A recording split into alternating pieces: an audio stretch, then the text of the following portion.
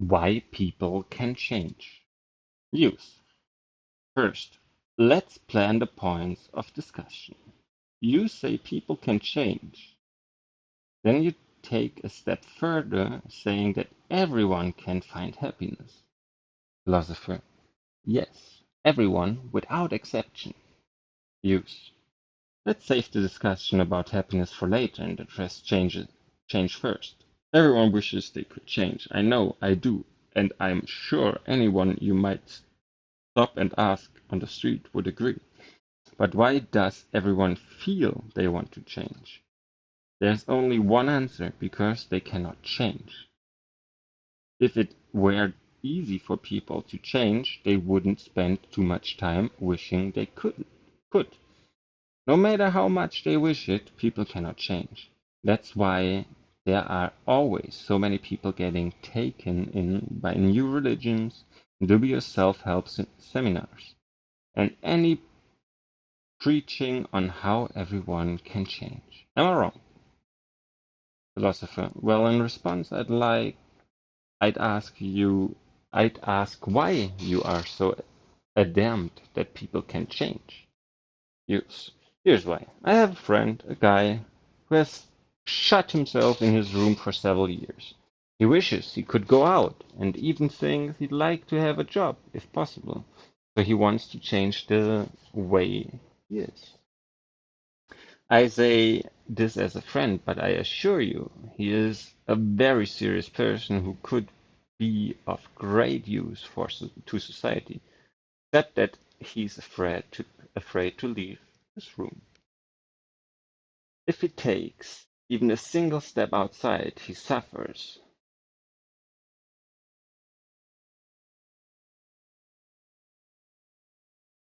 palpitations and his arms and legs shake.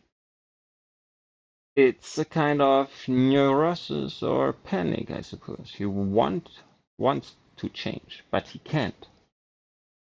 Philosopher, what do you think the reason is that he can't go out? Views. I'm not really sure.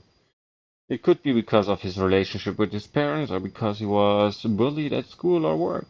He might have experienced a kind of trauma from something like that. But then it could be the opposite. Maybe he was too pampered as a child and can't face reality. I just don't know. And I can't pry into his past or his family situation. Philosopher. So you're saying there was incidents in your friend's past that became the cause of trauma or something similar, and as a result he can't go out anymore? Youth. Of course. Before an effect, there's a cause. There's nothing mysterious about that. Philosopher. Then perhaps the cause of his not being able to go out anymore lies in the home environment during his childhood. He was abused by his parents and reached adulthood without ever feeling love. That's why he's afraid of interacting with people and why he can't go out. It's feasible, isn't it? Yes, it's entirely feasible. I'd imagine that would be really challenging. Philosopher. And then you say, before an effect, there's a cause. Or, in other words, who am I now? The effect is determined by occurrence in the past. The cause. To answer that correctly, you you do. So, if the here and now of everyone is the of everyone in the world is due to their past incidents, according to you, wouldn't things turn out very strangely? Don't you see? Everyone who has grown up abused by his own parents would have to suffer the same effects as your friend and become a recluse. Or the whole idea just don't hold water.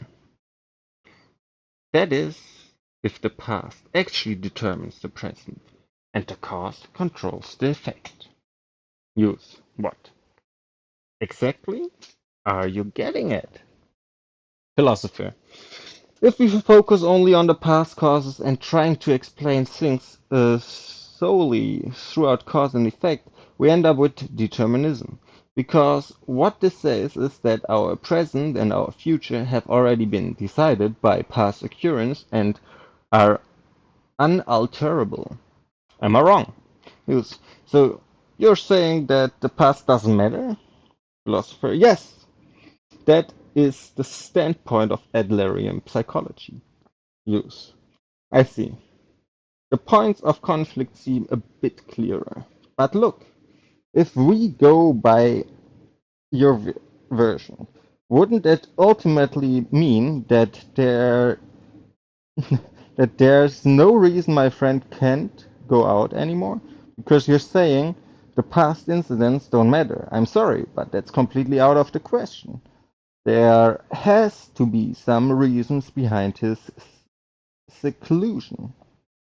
There has to be, or there'd be no explanation. Philosopher. Indeed, there would be no explanation. So in Adlerian psychology, we don't think about past causes, but rather about present goals. With present goals? Philosopher. Your friend is insecure, so he can't go out. Think about it the other way around. He doesn't want to go out, so he is creating a status of anxiety. Huh? Philosopher. Think about it this way. Your friend had the goal of going out beforehand, and he's been manufacturing a state of anxiety and fear as a means to achieve that goal. Now, Blarian psychology, this is called teleology. Teleology. Teleology. Teleology. You're joking. My friend has imagined his anxiety and fear. So, would you go so far as saying that my friend is just pretending to be sick?